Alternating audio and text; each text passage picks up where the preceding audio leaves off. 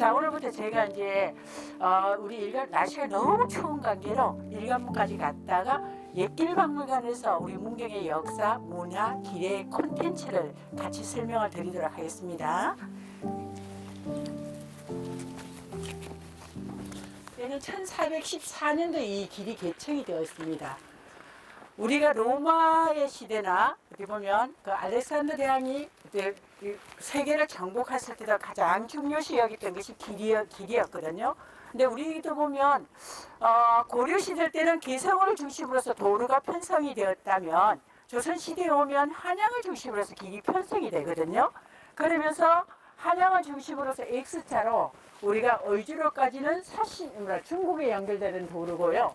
여기는 문경을 통과하는 지점은 한양에서 부산까지 가는 4로와 통영으로 가는 5로가 이렇게 형성돼서 교통의 요충지 역할을 하던 곳입니다. 자, 여기 오셔서 제가 꼭 설명을 드려야 되는 것이 문경의 지명과 문경 세제의 지명인데요. 문경의 지명은 경사스러운 소식을 듣는다는 축복의 지명을 가지고 있고요. 또 문경 세제의 유래는 우리가 시대별로 세제의 유래에서 4가지를 가지고 있어요. 그리고 조선 초기에는 1400년도에는 초점이라고 불려졌거든요. 풀초자에 고기점자를 써서 우리 주변에 보면 억새나 칠렁굴 이런 것이 굉장히 많았다고 하거든요. 근데 길을 개척할 때는 억새풀과 다래의 순을 긋어가면서 길을 개척했다고 합니다. 그리고 나서 이제 조령으로 불려지는데요. 그때는 1500년대입니다. 1500년대는 조령으로 불려지면서 새도 날기 힘든 곡에 새도 쉬어가는 곡이라고 해서 그 당시 영남대로상에서는 보기 힘든 가장 험준한 길이 길고 또 구간이 굉장히 긴 구간이었다고 합니다. 그래서 나는 새도 쉬어가는 제 그리고 우리가 국어의 시간에 보면 사이의 준말이 새죠, 그죠? 조령산과 주어산의 사이에 있다고 해서 사이라 하기도 하고요. 옛날에 보면 하늘제와 이하늘제 사이에 있다고 해서 사이를 줄여서 세제, 세로란 길이라고 해서 이렇게 세제 4가지 유래를 가지고 있습니다. 자, 우리 스님들이 우리 문경 세제 오시면 사계절 어느 계절이라 가장 아름다운 계절이라고 손을 꼽으라고 이렇게 저한테 추천을 할 때가 많거든요. 근데 제가 계절마다 바뀌는 이유는 그 계절에 대한 아름다움이 그대로 묻어나거든요. 봄에 오면 이렇게 연두빛 아름다움이 좋고요. 여름에 오면 실록에 우거진 고길이 아주 멋있습니다. 가을에는 그 단풍잎의 길이가 은행잎이 어우러져서 아주 멋진 길을 연출하고 있고요. 겨울에는 우리 선생님들이 이렇게 때를 맞춰서 자라보시는데 설경이 이렇게 아름답습니다. 자, 우리 선생님들 문경 세제 오시면 여기까지는 언행나무 길이에요. 네, 바닥에도 노랗고 위에도 노랗고 하늘은 파랗고 가을의 전경이 그렇게 묻어나는데 여기 지나고 나면 이제 단풍나무 길이거든요. 그리고 우리 선생님들이 여기 우측에 보시면 이렇게 넓은 평지 있던 곳이 여기가 사과나무가 심어져 있던 사과 과수원이에요. 그래 가을에 오면 사과가 주렁주렁 달려서 사과 축제 마지막 날은 사과 나눔 행사도 하거든요. 백설공주가 사랑한 문경사과 이래가지고 그것이 대상을 받으면서 이미지를 이렇게 연출을 해놨거든요. 왜 백설공주죠? 백설공주가 사과를 먹고 독사과를 먹고 어떻게 했어요? 예, 나중에 보면 왕자님 만나서 결혼하죠, 그죠? 이게 해피엔딩이 되어 있는데 문경사과의 맛이 그만큼 아름답고 맛있고 풍미가 뛰어나거든요. 그 이유는 우리 경상북도에서 문경 사가지 재배가 한 5곳을 꼽는다면 문경에도 들어갑니다.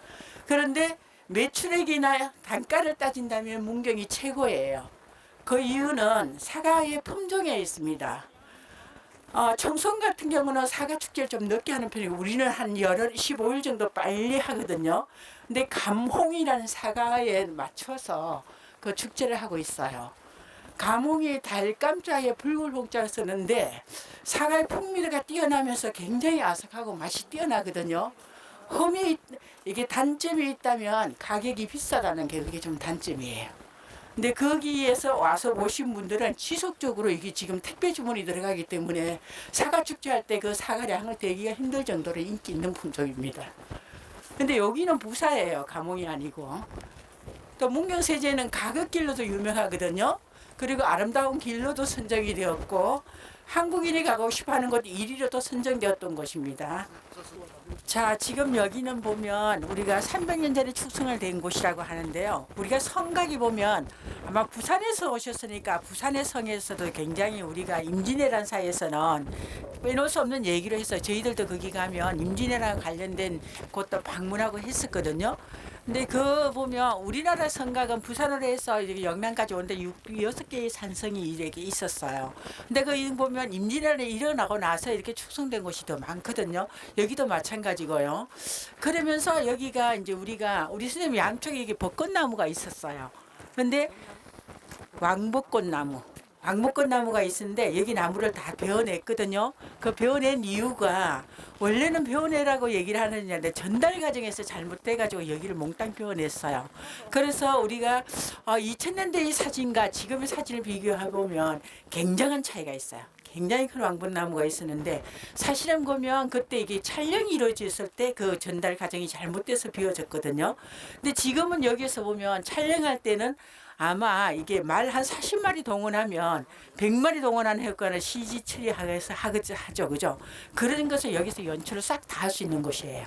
그러다 보니까 우리나라의 촬영장이 한 약 40여 곳이 있었지만 다른 곳에서는 주 촬영이 끝나고 나면 무용지물이 되고 지자체에서 애물단지가 되는 반면 우리는 지금 이렇게 지속적으로 촬영지의 메카로 명성을 이어오는 것이 이렇게 자연 환경이 잘 조성되어 있는 것이 큰 역할입니다.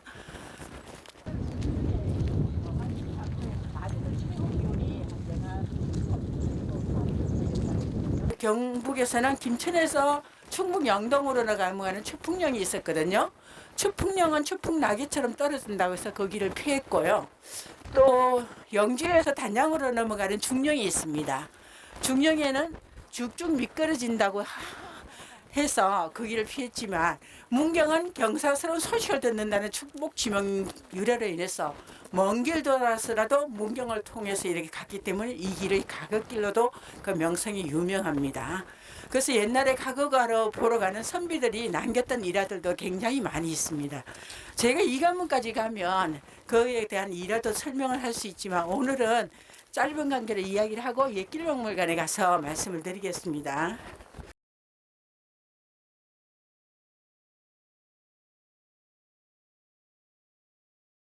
여기는 보면 할석을 사용했고 여기는 자연석을 사용을 했습니다. 예, 여기는 보면 이 부분까지 저기 승하야 뒤편까지는 우리가 할석 그대로 돌을 이렇게 잘라서 쓰는 걸 할석이라고 하거든요. 그리고 여기는 수마석이라고 주변에 있는 성을 돌을 그대로 사용했던 것이거든요. 그래서 이렇게 하는 방법이 달랐고요. 우리 선생들이 보면 성곽에 대해서 공부를 좀 하신다 그러면 시대마다 이래 성곽에 쌓는 돌의 차이가 있다 하는 걸 아시고요. 요게 숙종 임금년 때의 형태입니다. 우리가 순조 임금년 때 오면 이것이 더 보면 돌의 크기가 좀 더 커지거든요. 그래서 태조 임금님과 세종 임금님 때에서도 보면 이게 돌에 쌓는 축성에서 돌의 크기의 차이가 달라지게 돼 있거든요. 그것을 어디서 보면 한양 도성을 봐서는 태조 임금님 때 쌓던 거와 세종 임금님 때 쌓던 것은 확실하게 차이가 나는 것을 현장에 가보시면 아실 수가 있습니다. 그리고 제가 이제 임진왜란사 얘기를 하면 여기가 우리가 그만큼 큰 피해를 입었던 임진왜란사 중국과 우리나라, 일본 이렇게 세 나라의 운명을 좌우했던 전투였거든요. 근데 여기에서 보면 그 일진 고니시와 가토가 여기서 합류해서 올라갈 정도로 그만큼 중요한 전투 길목이었어요. 근데 또 6.25 때도 여기에 큰 전투가 일어나거든요.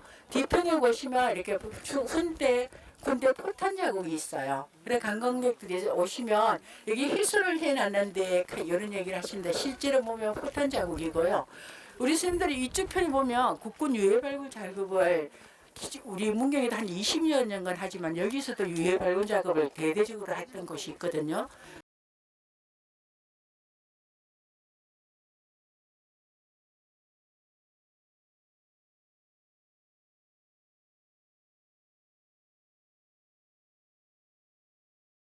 우리가 축성 방법에 대해서도 시대마다 제가 약간의 차이가 있다 하는 걸 말씀을 드리고 또 우리가 전법에서도 보면 우리 임진왜란은 육군의 주요 전투였고 우리가 바다 같은 경우는 우리가 해전에 의한 것이었거든요. 근데 조선이 건국을 하면서 200년간 평화가 흘러오면서 우리가 보면 또 문치를 중심으로 했던 나라였어요. 유교고 성리학이 중심으로 했기 때문에.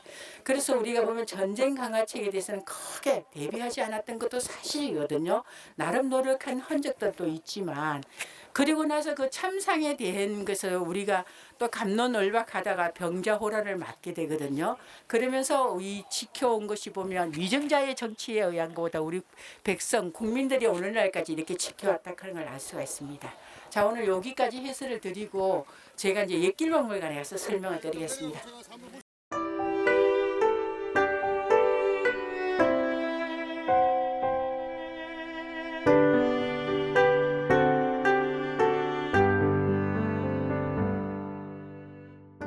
인현왕후 아시죠? 숙종의 계비였었던 보면 그 작은 아버지였어요. 근데 작은 아버지였는데 여기 문경세제를 넘어가면서 우리나라가 삼천리 권력이라 하는 거하고 또 여기에서 보면 경상도가 그 당시는 부산까지 다 포함해서 경상도라 하거든요. 그때 70고을이 나눠져 딱 하는 것을 여기로 경계를 해서 시속에서도 남아 있습니다.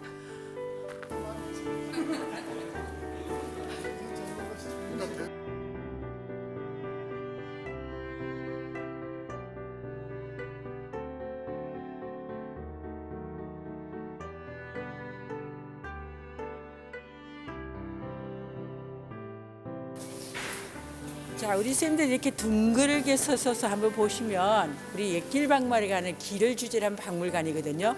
이게 지금으로부터 150년 전의 지도고요. 서울대 규장각이 현재 보존이 되어 있고 지금은 흑백으로 했지만 실제는 칼라로 되어 있습니다. 근데 우리가 조선시대 이미 삼국시대부터 지도가 되어서 고려시대를 이어서 이 조선시대에 오는데요. 주로 남아있는 것은 조선시대입니다. 근데 조선시대 초기 때는 우리가 지도가 보면 행정적으로서 간청에 군사적으로 행정적으로 이용을 했지만 나중에 오면 이 보부상이라든지 상업이 활성화되면서 민간에서 굉장히 많이 만들어져서 활용을 하게 되거든요. 이것은 보면 이제 1872년도에서 제작된 지도에서 조선의 초상하라고 불릴 지도로 무려 459개의 지도가 만들어지거든요. 그전에는 나라에서 만들어지게 했다만 이거는 오늘날 쉽게 말해서 지자체에서 만들어서 중앙에 올렸던 거예요. 그 중에서 하나인데 이제 문경에서 조령진산도라고 되어 있어요. 그래서 군사적인 명령으로 표시가 되어 있으면서 그 당시 제가 아까 전에 말씀을 드렸듯이 우리가 선생님들이 오늘 갔다 오신 것이 여기 하문이라고 표시가 되어 있죠. 지금 가면 주헐관이죠, 그죠? 이 지도마다 이게 표기법이 그 당시에 불려졌던 이름으로 했기 때문에 다 다릅니다. 여기가 이제 점선으로 된 것은 물길이고 선으로 된 것은 길이에요. 자, 여기 오시면 이제 저희들이 지금도 우리가 저건 주민등록증이나 운전면허증을 가지고 다닌다면 그 당시는 호패를 이렇게 가지고 다녔거든요. 호패는 지금하고 차이가 16세 이상 남자만 가지고 다녔다는 거. 그리고 우리는 똑같은 플라스틱 마그네틱으로 이렇게 만들어드리지 하시죠. 옛날에는 신분에 따라서 이렇게 차이가 있다 하는 걸 아실 수가 있고요. 그 밑 이게 보면 한 2급 이상 보면 지금 말하면 장갑들에서 나라에서 이렇게 만들어줬고요. 그 다음에는 민간인들이 만들어지는 것인데 여기서 보면 자기 이름과 지역 이런 것이 같이 적혀져 있는 걸 볼 수가 있거든요. 그리고 지금도 여행을 하면 돈이 필요하지만 옛날에 이렇게 상평통보를 이렇게 가지고 다녔고요. 여기는 가면 이제 표주박이라고 하는데 종류에 따라 다릅니다. 종이로 만드는 거, 씨앗으로 만드는 거, 조개로 만드는 거. 지금은 물병으로 대신을 했지만 옛날에는 물이 오염되지 않고 맑은 물이 어디든지 가지고 다니면 물을 먹을 수가 있기 때문에 이렇게 가지고 다니는 걸 알 수가 있고요. 지금은 내비게이션이 그 역할을 다 하지만 옛날에 이렇게 나침팔이 굉장히 중요한 역할을 했다 하는 걸 알 수가 있고요. 자, 지금 내비게이션이 그 역할을 다 하지만 옛날에 이렇게 지도, 우리 옛날에 고속도로 다니면 이 지도를 가지고 다녔죠, 그죠? 근데 옛날에 이렇게 펼치면 되는데 이것이 접으면 이렇게 작은 형태가 되거든요. 미니 포켓북처럼 되어 있는데 이것이 한자로 이렇게 자세히 보면 수진본이에요. 이게 옛날에 어른들 도포를 이렇게 이면 이게 소매 숫자를 쓰고 보배 진자를 써서 소매 속에 보배락하고 하면서 이렇게 만들어서 실제 가지고 다녔고요. 침구방이라고 해서 이렇게 가지고 다니면서 우리가 침도 넣고 의학적으로 이용할 수 있도록 이렇게 했거든요. 옛날에 이제 선비들 같은 경우는 그냥 다방면을 공부를 많이 했어요. 그래서 의학 같은 것도 많이 공부를 하셔서 가까운 친구나 어떻게 보면 아프면 진짜 하재로 해서 있죠.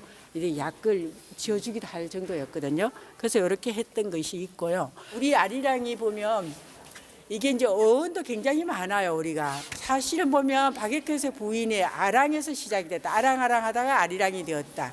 밀양부사 딸이 억울함을 주면서 그 정조를 기리기 위해서 아랑아랑 하다가 아리랑이 됐다. 또 경복궁에 보면 이제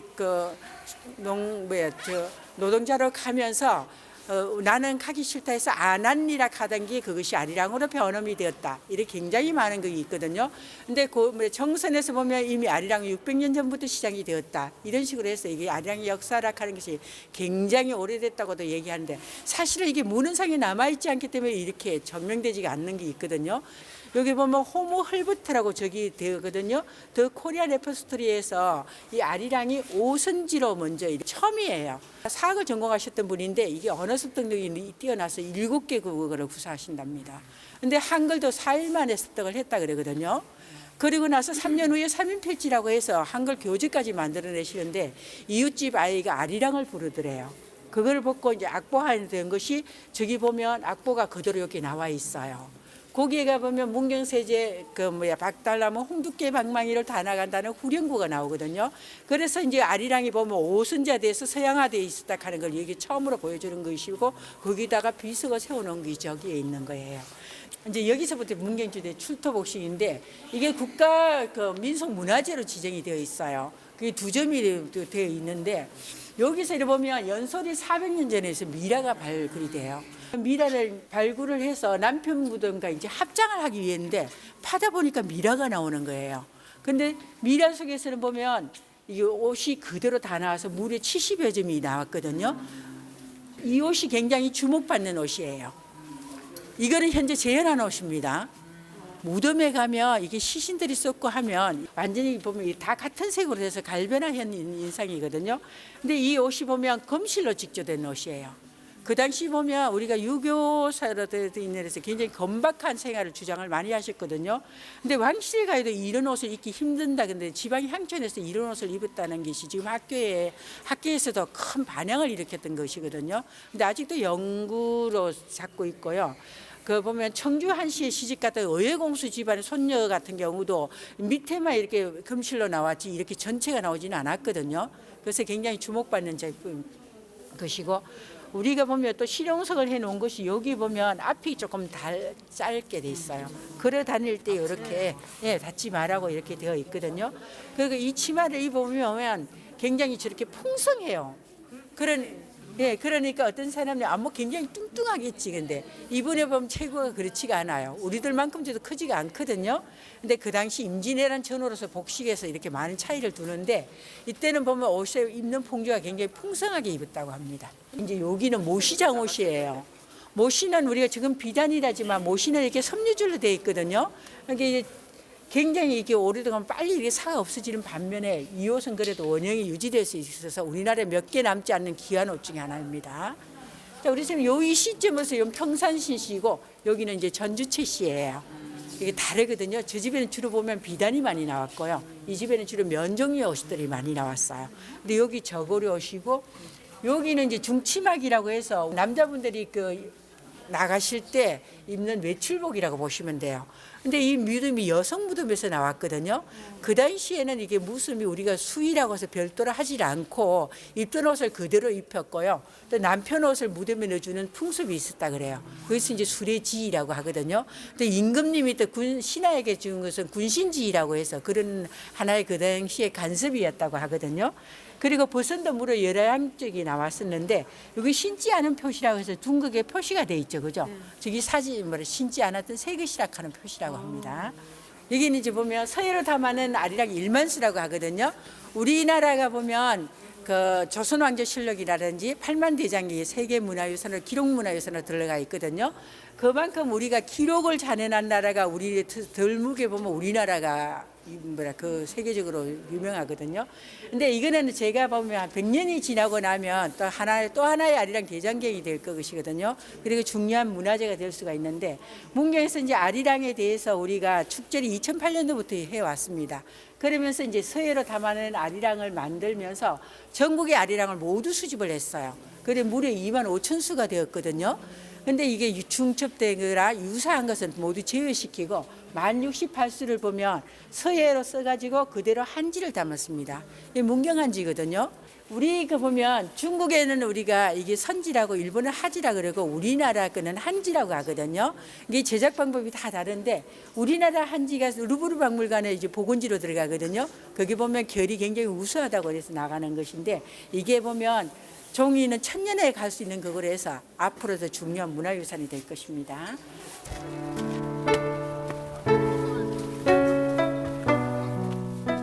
은강 이강년 선생님 기념관이거든요. 우리 선생님이 1908년도에 7월에 보면 일본군한테 붙잡혀서 수도문 형무소에서 이렇게 이제 서거하시게 되거든요. 그 안타까움이 남아 있으면서 그 집안에서 보면 아들과 자식들이 그 다 의병에 참여를 하시거든요. 원래 보면 의병을 참가할 때는 그 지방에 덕망이 있고 유망한 분이 그 뜻을 모으면 그 집안에서 또 가수를 하고 거느리던 노비들이 있죠. 같이 의거하게 되거든요. 그래서 처음에 할 때는 한 300명 정도 모집을 했다가 제가 아까 분에 희양산 설명하다가 그 놓쳤는데 거기에서 보면 도태장터라고 해서 거기서 의병을 하시거든요. 그래서 안동에 그 부사를 농암에 가면 개바위가 있는데 거기서 순금단하고 같이 호수를 할 때 그때는 이미 하면 600명 정도 모였다고 해요. 그래서 전국에서 25군데에 다니면서 전투를 하셨거든요. 문경에는 우리 선생님 제가 지나가다 보면 고모산성에서 전투를 한번 했고요. 오늘 가셨던 문경 세제 거기도 촬영이 이렇고 갈평전투에서 큰 전투를 하면서 첫 번째 성리를 이뤘다 그러거든요. 의령남시 태어나서 8살 때 아버지가 돌아가시면서 할아버지에 의해서 학문을 배우시고 무예도 그에서 배우셨다 그러거든요. 그러고 나서 22세 때 보면 가그 시험에 무과에 합격하십니다. 근데 이분이 보면 호랭대 군파예요. 일종의 말하면 왕족가에서 의병 봉기를 했다고 보시면 되거든요. 그리고 벼슬을 하면서 각신정변 요때 낙향을 하셨다가 얼미사변이 일어나가서 다시 이제 의병으로 봉기하게 되거든요. 그때가 1차 봉기고 1907년에 오면 2차 봉기예요. 근데 우리 의병사 보면 1차 의병, 정기 의병, 후기 의병, 중기 의병 이 의병사를 나누시거든요. 근데 우리 보면 이강년 선생님은 정기 의병으로부터 활동을 하셔서 중기 의병까지 활동을 하셨던 분입니다. 대한민국이라면 을사늑약이 우리나라 외교권을 박탈하는 것이거든요. 근데 국가의 존립에서 외교권을 박탈한다 하는 건 세계적으로도 그 나라의 국권을 상실하는 거하고 마찬가지예요. 그래서 1907년에 되면 다시 의병을 봉기해서 직접적으로 전국에 다니면서 이렇게 전투를 하시던 분이거든요. 그러면서 여기에서 보면 우리가 그 당시에서 의병들의 이제 모습들이 나오거든요. 그 복장들도 보면 완벽한 그 복장이 아니고 우리나라 옷을 들면서 총과 하시는데 우리 이강년 선생님 같은 경우는 동학에서도 활동을 하셨어요. 그래서 이미 전투 경험이 있으시거든요. 그러면서 제천의진에 들어갔을 때도 그런 역할이 굉장히 많이 인정을 받으셨어요. 여기 이제 소고작대도라고 하는데 여기에 보면 그림으로 이렇게 나타났거든요. 나타나 있는데 여기 이제 이강년 선생님이 직접 그리고 그 군대의 편제를 편성했던 것이거든요. 여기에서 보면 대체로 보면 우리가 현재 군대 가면 소대, 중대, 대대 있죠, 그죠? 여기가 이것이 기본이라고 얘기합니다. 네, 그런 핵을 하는데 의병 편제는 3, 3, 5 편제 단위로 이렇게 해놨는데 그 그림을 속에서 이렇게 보시면 동그라미로 이렇게 해놓은 것이 그 표시가 되어 있어요. 그러면서 1진, 2진, 3진 이런 식으로 다 이렇게 표시가 되어 있거든요. 보시면 요 기수들이 이렇게 표시가 되어 있는 게 여기 사람의 표소자로 이렇게 표시가 되어 있는 거예요. 우리나라를 팔았던 외국의 자손들은 굉장히 지금까지 잘 살고 그 보면 그냥 보면 서양 학문도 일찍 받아들여서 그 후손들은 잘 살고 있다 그러거든요. 근데 의외로 독립군에서 했었던 분들은 굉장히 지금도 사시는 게 굉장히 어려운 사람이 많다 그래요. 그래서 독립운동을 지금도 보면 하셨던 분들을 도와야 된다는 얘기가 많이 나오거든요. 근데 이게 그러면 국가적인 차원으로서는 그 우리가 보훈 뭐 연금 정도 주시는 그런 걸로 되어 있나 봐요. 근데 이분들도 보면 이강년 선생님들도 아들들이 모두 다 이게 참여를 했었거든요. 참여를 했고 이 집에 보면 정손이 저희하고 좀 초등학교 동기예요. 근데 그 친구가 이야기하기를 자기네들은 늘 피해 다녔어야 된대요. 옛날에. 피해 다녔고 학력도 자기는 중학교밖에 못 나왔거든요. 자기 형만 그때 육군 사관학교 가셔서 대령으로 예편하셨을 거예요. 그래서 자기들은 굉장히 사는 게 어렵고 정손이기 때문에 보훈의 혜택도 전혀 없었다 그러거든요. 그런데 지금도 할아버지, 정조 할아버지에 대한 자긍심 때문에 지금 이렇게 살아간다고 그런 굉장히 자부의식이 강합니다. 여기에는 이제 우리 이강년 선생님에 대한 교지 같은 게 이렇게 나와 있거든요. 이게 보실 수가 있고요. 그때가 연호가 이제 강서 연호라 하는 걸 보실 수가 있습니다. 이게 이제 우리가 문과 합격자에 대해서 이 교지가 우리가 홍폐 교지라 해서 여기서 보면 흔히 출신이라는 말을 많이 쓰거든요. 그대로 간료로 나갈 수 있다. 우리 어디 출신 아는데 출신은 우리가 여기서 나오는데 그대로 우리가 간료로 나갈 수 있다 하는 것을 상징한다는 뜻입니다. 대한민국에서 건국 훈장 그게 가장 높은 거거든요. 22명 중에서 우리 이분이 한 분을 드렸고 한 몇 년 전에 유관순 열쇠가 우리가 그것도 포함되지 않았다 그래서 다시금 해서 이제 거의 숫자가 더 늘었습니다.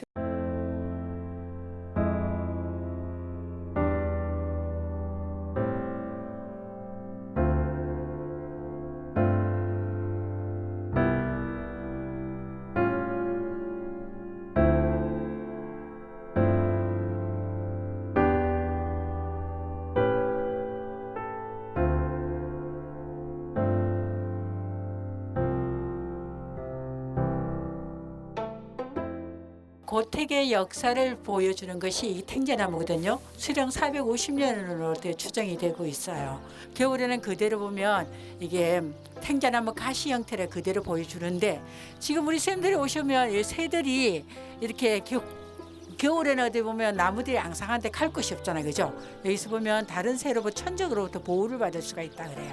그래서 늘 이렇게 새들이 움직여서 이렇게 즐거운 소리를 나타낸다 그러거든요. 네, 가을에 오시면 진짜 황금빛 덩어리가 초롱초롱 달려서 정말 멋있어요. 네, 그리고 여기가 이제 그 사당이거든요. 사당인데 저기에는 여기서 먼저 저희들이 보면 항의정성부터 먼저 설명을 드려야 될 것 같아요. 우리나라에서 가장 영의정을 오래 하셨던 분이에요. 18년간 그 영의정을 하셨으면서 조선시대 때 우리 청백로로도 이름 높았고 4대 명제상에 들어가시는 분이거든요. 근데 그의 둘째 아들이 이게 상주로 처갓집을 통해서 오시게 돼요. 그리고 그에서 그 둘째 아들의 손자가 여기 오시는데 여기에서 문경의 이평조입니다. 항정이라고 하는데 그분이 이제 여기 우리 문경에서 파시조로 오셨거든요. 그리고 그의 고손자 항시간이라는 분이 이 정택을 건립을 하면서 지금 500년의 역사를 가져오거든요. 그리고 아까번에 우리 선생님들이 아까번에 호산춘 얘기하고 전통 약주를 얘기하셨죠. 그죠? 이 집에서 대대로 내려오는 것이 호산춘이에요. 찹쌀한대하고 가양주 전통 약주인데 찹쌀한대하고 일반 쌀 한 대로 이렇게 술을 빚으면 그만큼의 술이 나온다 그러거든요. 18도의 술을 유지를 하는데 이 술은 보면 신선이 즐긴다 해서 호선주라고도 하기도 하고요. 또 보면 관리가 오셔서 드시놓고는 자기 임무를 잊어먹어서 망주라고 할 만큼 술이 아주 뛰어났다 그러거든요. 예, 그래서 이 종부들이 보면 그 술을 가지고 지금도 전승을 해 오는데 요 건너집에서 하시다가 이제는 새롭게 이제 완전히 그 제조 공장을 지어서 지나가시다 보면 있어요. 예. 문경의 전통 이렇게 보면 양반 가옥의 구조가 있고요. 저기가 이제 안채고 마당에 이제 우물이 되어 있어요. 여기가 별채고 여기 문간채의 중간에 여기 있었는데 이게 불타고 남은 부분이에요, 지금. 그래요? 예, 예. 그 반쪽밖에 없었죠, 그죠?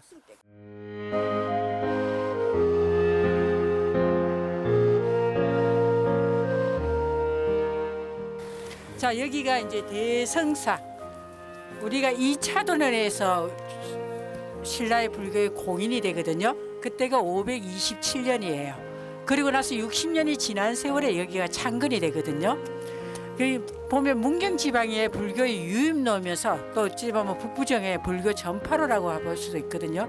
그런 곳에서 이렇게 지금 위치하고 있고요. 여기 대승사가 보면 이게 여기가 공덕산이라고 하고 사불산이라고 하거든요. 칠부능선에 지금 위치하고 있어요. 그래서 이게 스님들이 거주하시다 보면 굉장히 몸과 마음이 편안하다고 이렇게 얘기를 많이 하시거든요. 그래서 이게 템플스테이도 하고 있는 곳입니다.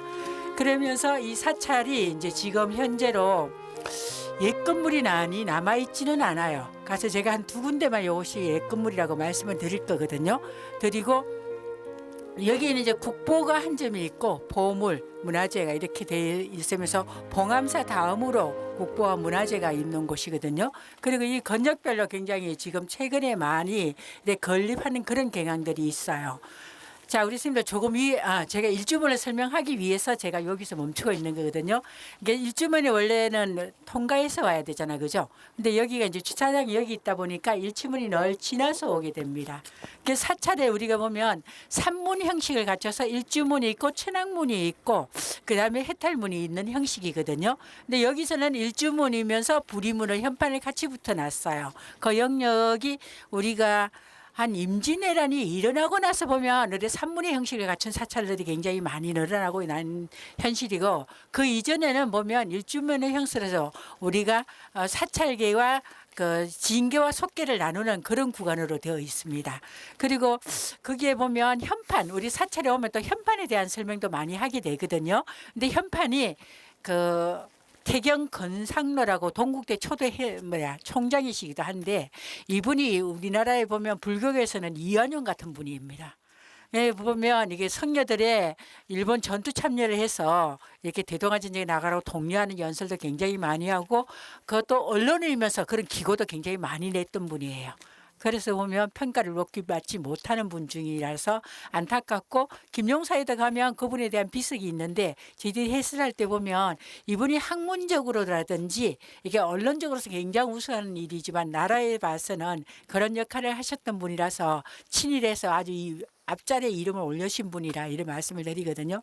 그래서 그분이 만약에 그런 활동만 안 하면 문경의 큰 인물입니다. 그만큼 업적도 많으셔요. 자, 안으로 들어가겠습니다. 안녕, 사부리의 공덕이지?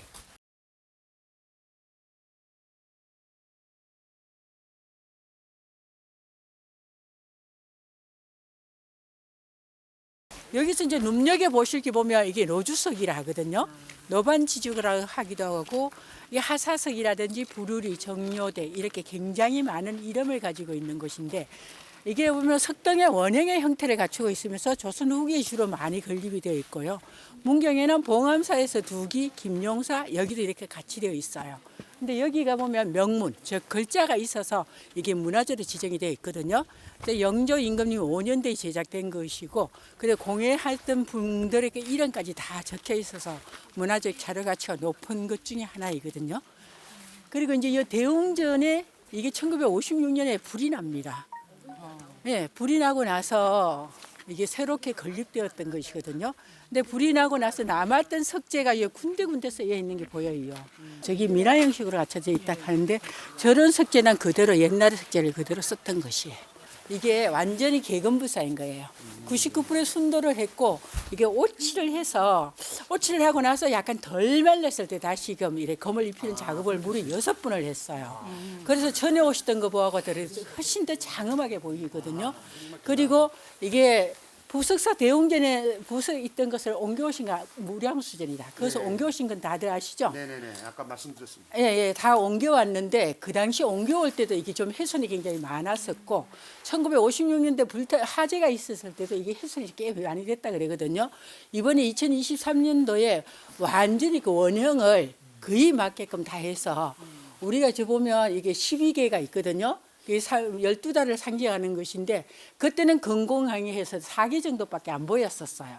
그거 원형을 다 맞춰서 지금 다 그대로 복원을 해놓은 상황이거든요. 그게 많이 돼 있고 그리고 여기 보면 이제 보살상에 대한 이렇게 이름들도 다 있는데 전에는 많이 떨어져 있었고 잘 안 나타나는 것도 옆에서 보면 거의 다 보여요. 그리고 이제 구품 연화대로 편성이 돼 있으면서 이게 우리 인터넷에 보면 11판목이라는데 사실 10개 판목으로 10개 밖에 안 이루어져. 됩니까? 예. 판목으로 되어 있으면서 가운데는 보면 우리가 수인을 봐서 그대로 아미타불이라 하는 걸 알 수가 있거든요. 그러면서 강배도 있고 그다음에 수자 연화자를 그대로 만들어 놨어요. 근데 이게 우리나라에서 6점, 7점이 있는데 한 개는 그다지 연대가 오래되지가 않았고 나머지 6점은 전부 다 보물로 지정이 되어 있다가 이것이 보면 예천 영문사가 연대가 가장 네. 빠르다고 했었는데 이 뒤에 아미타불 뒤 법신에서 이렇게 명문이 새겨져 있는 거예요. 1975년도락한 연도가 나와서 1600이다. 제가 이제 자꾸 연도를 할 때 이야기가 틀리는데 1675년도락한 게 나와서 이게 가장 연도가 오래됐고 도상수도 많고 장엄하면서 조각 기법이 뛰어나서 이게 국보로 선격된 겁니다.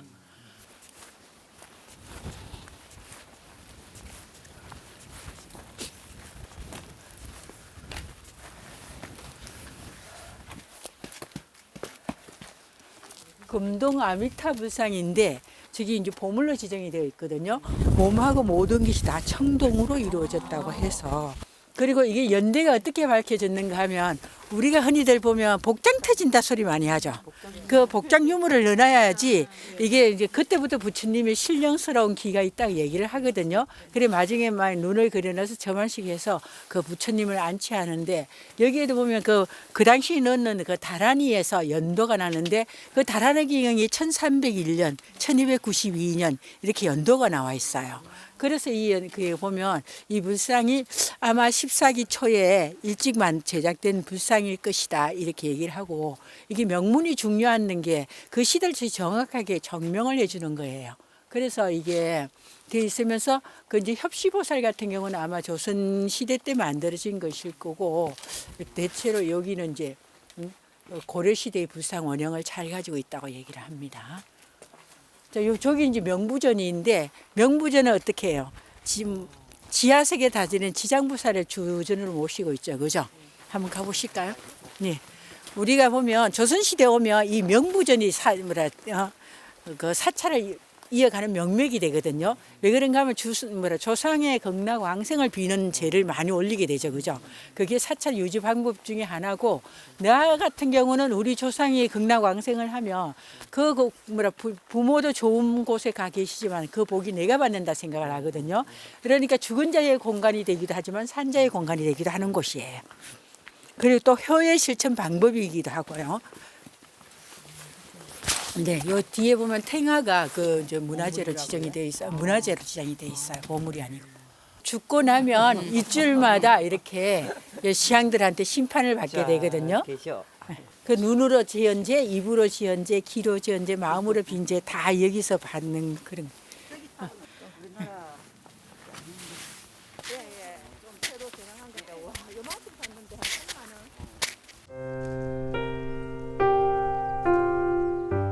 네, 여기가 이제 주암정이라고 하거든요. 근데 여기가 주암정이 건립된 역사는 그다지 오래되지 않았어요. 이게 1944년 했으니까 지금부터 한 80년 전이죠, 그죠? 여기서 최이카락하는 인천 최씨의 그 조상을 기리면서 이렇게 정자를 만들어놨는데요. 여기 보면 배주자에 바이암자, 정자 정자로 쓰거든요. 우리가 이쪽 말고 저쪽 코너에 가보면 정말 배 위에 이렇게 암정자가 있는 형태를 그대로 유지하거든요. 근데 여기에는 보면 후선 최훈식 할아버지가 여기를 보면 늘 정성을 들이고 갈고 닦고 해서 이렇게 오늘날의 모습을 이렇게 유지해 오고 있거든요. 그리고 큰 홍수가 났을 때는 여기에 썰어서 나가서 여기가 원래 물이 없었다 그러거든요. 그렇게 제방을 쌓고 여기는 완전히 그냥 밭 같았는데 일부러 이걸 파서 이렇게 일구어서 연못에 연을 심고 했거든요. 그리고 여름에 오시면 능수화가 아주 예뻐요, 여기가. 그리고 봄에는 또 벚꽃이 아주 예쁘게 펴고요.